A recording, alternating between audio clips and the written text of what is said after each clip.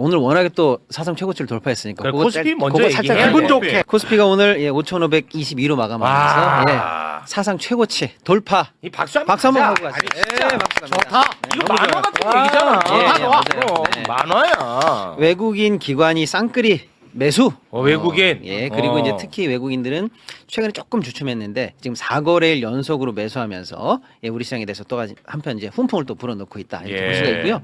오늘 오른 이유 그것만 살짝 정리 좀 해드리면 해줘요. 왜 올랐어? 어저께 이제 미국 장이 끝났는데 거기서부터 이제 사실은 이제 미국풍 훈풍이 불어왔다 이렇게 보시면 돼요.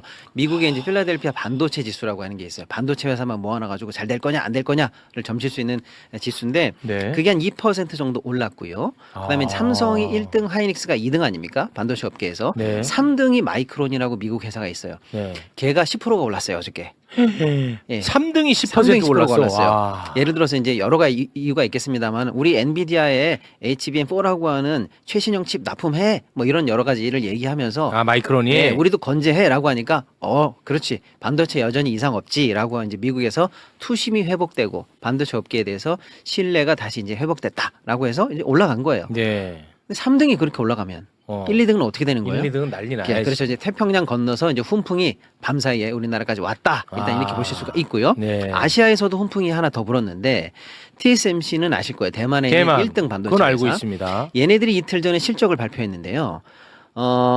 1월 실적이 제가 볼 땐 제일 의미가 있어요. 연간 실적까지 다 합쳐서 발표한 것뿐만 아니라 왜냐하면 작년에 우리가 다 기억하잖아요. 뭐 삼성이건 하이닉스건 워낙에 가격이 대박 많이 터졌죠. 올라가서 대박이 터졌잖아요. 네. 그런데 1월 실적이 전 월 대비해서 약 20%가 올랐습니다. TSMC가. 예. 와. 그러니까 무슨 뜻이냐면 예를 들어 1달러 하던 칩이 작년 연말에 10달러에 10배가 올랐거든요. 와. 쉽게 말씀드리면요. 네. 야, 이렇게나 오를 수 있어라고 했는데 와. 올 1월 되니까 추가적으로 20%가 더 올랐어요. 회사 이익이. 와. 그러니까 지금 반도체 가격이 부르는 게 값이네. 부르는 게 값이에요. 그러니까 반도체를 사야겠다 내가. 아직도 안 샀어요. 아니 이제 안 반도체 거예요? 주식 말고 네. 반도체. 금처럼 막 모아. 그래서 재밌다. 사실은 보세요. TSMC가 1월 실적이 그 정도면 예. 하이닉스, 삼성이 아직 공개는 안 했습니다만 지금 우리가 모르긴 몰라서 그렇지 1월 실적이 오픈되면 여기도 어마어마할 거다. 이렇게 볼 수가 있는 거죠. 그래요? 그러니까 대만발, 미국발 훈풍이 예. 삼성 하이닉스를 끌어올려도 된다라고 시장에서 확실하게 이제 신호를 준 겁니다. 자, 여기까지는 또 하지만 사실은 우리가 익숙한 주제긴 하잖아요. 네.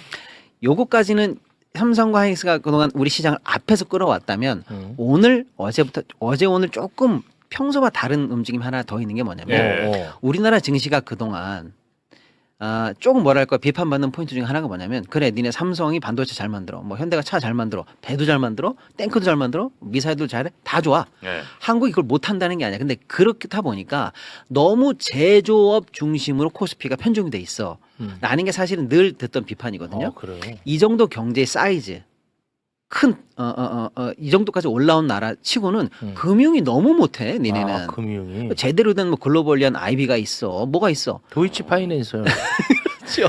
그거밖에 더 있어요? 예, 그러니까 예를 들어서 뭐 그렇죠. 그러니까 그게 우리나라에 제일 뜰 정도니 네. 말 다 한 거죠. 뭐 미국에 쉽게 하면 JP 모건 같은 회사가 있어. 뭐 프랑스에 뭐 소시에테 같은 회사가 있어. 뭐 BNP 파리바 같은 게 있어. 뭐 없어요. 아, 그게 없어. 예. 그래서 금융이 약하다는 게 늘 핸디캡이었거든요. 아, 예. 근데 금융은 왜 약한가? 예를 들면 이런 거죠. 은행도 천문학적으로 이자를 벌어서 수익이 엄청 좋아요. 그런데 그러면 주주들한테 배당을 해줘야 될 거 아니에요. 네. 근데 그동안 우리는 배당을 못하게 막아왔어요. 사실상 아. 정책적으로 왜냐 서민들이나 주택담보대출이나 이런 걸 통해서 벌어들인 이자 수익 가지고 결국 주주들한테 그걸 줘버린단 말이야.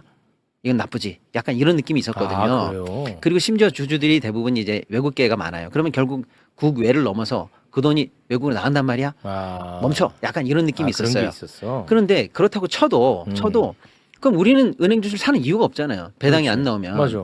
차라리 외국인한테 배당 당하는 게 싫으면 우리가 사면 돼요. 네. 근데 이제 그동안은 어쨌거나 그런 것 때문에 막아왔는데 아. 최근에 뭐가 통과됐죠?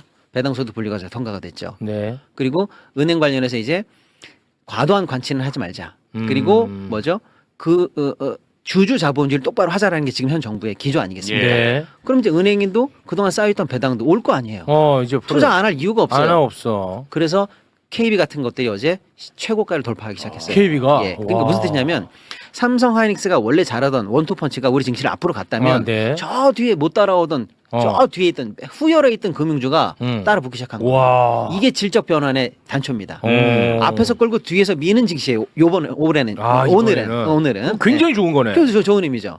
원래 잘하던 회사들 제조업 수출 기업들도 잘하고 네. 이제 금융도 야. 이제 증시에서 굉장히 좋은 매력 포인트를 보기 시작했다는 거예요. 아. 그래서 5,500선을 가뿐하게 넘은 겁니다. 오늘부로 약간 질적인 변화까지도 느껴지는 거죠. 네. 그렇습니다. 이렇게 빨라. 아주 그래서 이제 JP모건은 7,500 간다. 연중에 CT는 7,000 간다. NH도 7,300 간다라고 해서 속속들이 7,000선 전망이 계속 나오고 있어요. 네. 예. 그래서 오늘 삼성이 얼마나 올랐어요? 삼성은 17만 9,600원 선점까지 18만 코앞에 와 있습니다. 몇 퍼센트 오른 거야? 한 6, 7% 정도 예, 올라가고 아, 있어요. 이렇게 무거운 주식이 하루에 그렇습니다. 7%가 오를 수 있어요? 네. 처음 보네 이런 거는 또. 와. 오늘 코스피 5,550도 사상 최고치를 경신하고 있는 상황이네요. 예, 코스피 여전히 고공행진 정말 뜨겁습니다. 코스피가 불과 1년여 전만 해도 2,300~400대 엊그제 같은데 벌써 3,000 넘었었죠, 4,000 넘었었죠, 5,000 넘었었죠. 이렇게 단기간에 이렇게 많이 오르는 것도 우리 코스피 역사상 그 전례를 정말 찾기 힘든 매우 이례적인 현상입니다. 그동안에 최근 한 수년 동안 워낙 우리나라의 코스피 코스닥이 재평가를 못 받고 있었던 데다가 그다음에 또 새 정부 들어서서 이 코리아 디스카운트를 없애겠다는 강력한 의지의 표명, 밸류업을 위한 상법 개정이라든지 각종 정부의 조처, 그다음에 주가 조작하는 사람에 대해서 폐가망신을 시키겠다는 강력한 시장 정화 노력, 거기다가 또 하나 삼성전자와 SK하이닉스의 이 우리나라 메모리 반도체가 인공지능 물결을 타면서 그야말로 3박자 아니 4개의 박자가 맞아떨어지면서 지금 세계에서 가장 높은 그야말로 그 최고의 주가 상승을 보이고 있다. 이렇게 종합평가할 수 있겠습니다. 예, 사실 5일이 지나면 설 연휴 5일 동안의 장기간 이제 쉬기 때문에 관망 심리가 좀 강화될 것이다라는 그런 이제 전망이 있었는데 그래도 오늘 좀 오르고 있는 것 같은데 어떻게 보십니까? 그렇습니다. 밤 사이에 뉴욕 증시 상대적으로 큰 폭으로 떨어졌거든요. 뉴욕 증시는 지금 며칠 계속해서 인공지능에 대한 부작용, 엔트로픽이라는 회사가 AI 모델을 개발했는데 이게 너무 앞서 나가서 다른 소프트웨어 프로그램을 다 죽일 것이다라는 이런 불안한 예측. 거기다가 그동안에 인공지능 이 업계에서 수혜주에서 대표로 지켜왔던 팔란티어라는 회사. 예. 이 팔란티어라는 회사 주가가 굉장히 많이 떨어졌거든요. 그래서 오늘 장을 열 때만 하더라도 그 뉴욕 증시의 좀 침체 효과가 우리나라 증시에 악영향을 주지 않겠느냐 이런 전망하는 전문가들이 많았었습니다. 실제로 시작은 조금 주춤하는 그런 모습이었습니다. 그런데 시간이 지나면서 다시 뜨겁게 달아올라서 거의 이제 6천 포인트도 이제 달성할 수 있겠다라는 그런 파죽의 지세로 오르는 이런 모습이거든요. 심지어 일각에서는 7,300까지 오를 것이라는 그런 충격적인 전망이 나왔습니다. NH 농협인데요. 우리나라 증권사의 전망에서 7,000대 얘기가 나온 것은 이번이 정말 처음입니다. NH 농협 증권사는 우리나라의 밸류에이션 지표인 PER 지표, 주가 수익 비율이라는 건데요. 이게 여전히 낮고 또 우리나라의 지금 반도체 회사들의 이익이 굉장히 높게 예상이 되고 있기 때문에 예상 PER 지수로 본다면 7,300까지 갈 수 있다는 이런 정말 최근에 정말 상상하기 어려웠던 그런 높은 시세 전망을 냈습니다. 그런데 이 주가라는 게 예를 들어서 5천까지 올랐다 이러면 건물을 짓듯이 5층은 됐으니까 이제는 그것을 잊어버리고 6층 올라가고 7층 올라가는 것만 이렇게 생각할 수 있는 게 아니라 한순간에 6층 올라갔던 게 2층, 3층으로 떨어질 수도 있는 그렇죠. 정말로 그 한치 앞을 알 수 없는 것이거든요. 물론 지금 현 상황에서 주가가 크게 폭락할 것 같은 그런 악재는 적어도 코스피 상황에서는 별로 보이고 있지 않습니다만 상황이 언제 어떻게 돌발할지도 모르기 때문에 돌발적으로 변할 수도 있기 때문에 이렇게 밸류에이션이 굉장히 높아질 때는 더 높은 상승에 대한 기대로 투자를 잘 하는 것도 중요하지만 혹시 한순간에 어떤 조정을 받을 수도 있지 않을까에 대한 그 대비 이것도 좀 같이 이 쌍 전략을 펴나가는 게 중요할 것으로 보여집니다. 예. 자, 앞서도 말씀해 주셨습니다. 뉴욕 증시 같은 경우는 뭐 반도체 등 사실 주가가 좀 심상치 않은 그런 경향을 보이는 데에 비해서 삼성전자는 뭐 18만 전자를 만들고 하이닉스도 거의 90만까지 갔단 말이죠. 이런 우리나라 반도체주의 상황은 앞으로 좀 어떻게 될 거라고 보세요? 예, 이게 인공지능 AI하고 직접적인 연관 관계가 있는데요. AI라는 게 인공지능이지 않습니까? 이 반도체를 써야 인공지능이 학습도 하고 움직일 수가 있습니다. 인공지능 열풍이 생긴 게 2022년, 2023년부터라고 볼 수 있는데요. 초기 인공지능 열풍에서 안타깝게도 우리나라는 완전히 소외되어 있었습니다. 왜냐하면 그 인공지능에 들어가는 반도체를 만들 수 있는 유일한 회사가 엔비디아밖에 없었고요. 엔비디아가 설계한 반도체만이 인공지능에 사용이 됐습니다. 그리고 엔비디아는 설계회사인데 그 설계를 한국의 삼성전자가 한 톨도 맡기지 않았습니다.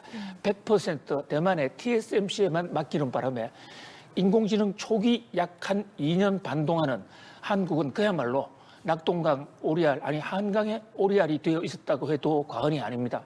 그런데 인공지능이 이제 그 전문 업체를 넘어서서 전 산업으로 확산이 되면 그렇게 되면 이게 기업마다 메모리도 늘릴 수밖에 없습니다. 지금은 메모리가 확장되는 인공지능의 그 생태계 라이프 사이클상 메모리 쪽으로 지금 뜨고 있고요. 또 하나 엔비디아 반도체에 있어서도 HBM이라는 고대역 메모리 반도체, 하이 밴디지 메모리 이 대목에서는 지금 우리나라가 압도적 초격차로 세계 1위거든요. 특히 뭐 삼성전자는 최근에 HBM4 최양산까지 지금 발표를 했죠.